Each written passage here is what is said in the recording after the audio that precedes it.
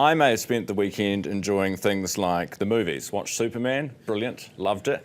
These guys have been watching sport, nothing but sport, and they're here to tell us about it. Chris Reive, Herald sports reporter, and Nathan Limm, ZB sports reporter. Good morning, guys. G'day, Morning. how are you? Yeah, good, thank you. Have you either of you seen the new Superman movie? I have not. No, No. not yet. Heard Just good things, thoughts? but Just too busy with the rugby, you guys. well, yeah. Honestly, it was really good. Like, you know, when you were younger and you watched a Superman movie or a, one of those franchises, and it was just action, and it was not much nonsense, not much of a plot, but just quite relaxing to watch. That's how I felt about it. I'd highly recommend you guys go and see it. All right. Anyway. We'll have to put that on the calendar. Yeah, yeah.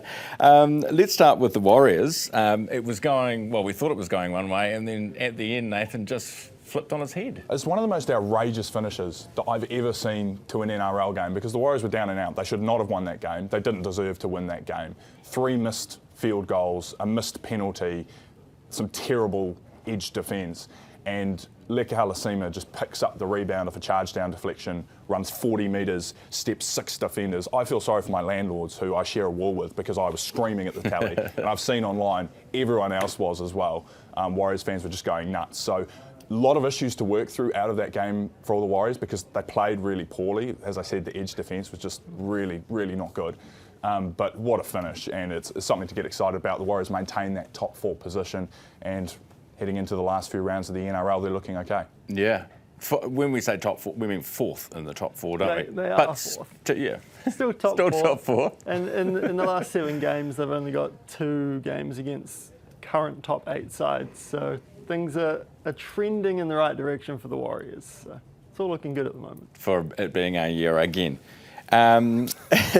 Right, the latest from the Sale GP. Now, you've been up watching this, and you've got some great news to report for us. Yeah, so first time since December. So the Black Bulls won the event in Portsmouth, which was really good. It was probably their best event all year. They sailed superbly. A lot of the teams were struggling with the conditions, with gear issues, but yeah, the Kiwis kind of just shrugged all that off and overcome some bad starts, and even in the final they were the last off the line and first one home, so definitely trending in the right direction there for a team who have come into the season with a new lineup, trying to kind of put the pieces together to get back in the top 3 come the year's end. So Brilliant. Do you think we'll get there? I think so.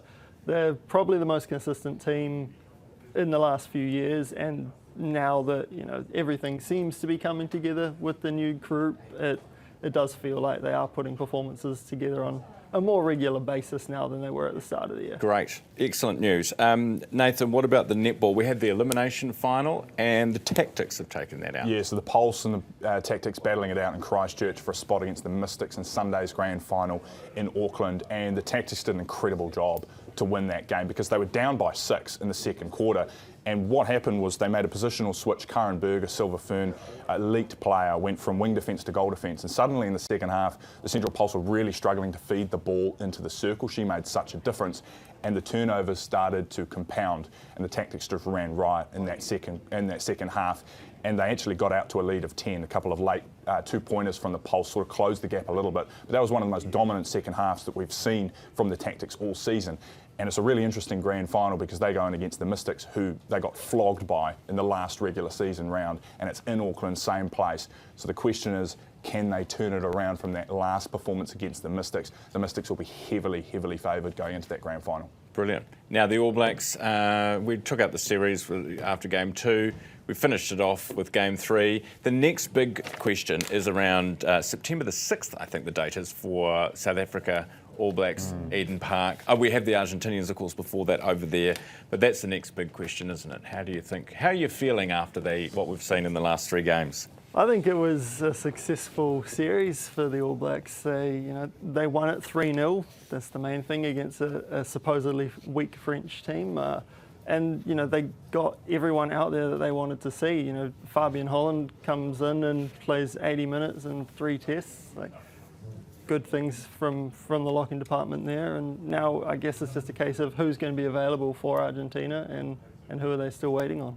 Yeah, they do still have a number of injuries to get through, but the good thing is because of the Lions tour against Australia, there's an extra week before the Rugby Championship starts. So it just gives them a bit of extra time to get things sorted. That third win against France was scrappy. It was unconvincing. There was some questionable decision making with their kicking game. The line-out wasn't functioning well, but they got the win and they showed incredible grit and determination to come from behind against the French side, which I think most of us wrote off. And they've been really, really good this series and they've really showed a lot of heart. It would have been very easy for them to just have one foot on the plane and just get rolled in that final test, but they really stood up and put the All Blacks under pressure, so massive props to them. And the All Blacks have a few weeks now to just get things sorted. They've seen all the players, and Scott Robertson has some decisions to make around his Rugby Championship squad, so it'll be really interesting to see how that pans out. Yeah, interesting. Guys, thank you very much for coming in. Good to see you both. Chris Always Reive, a pleasure. Herald Sports reporter, and Nathan Limm, News Talk ZB Sports reporter, on our sports panel for your Monday morning.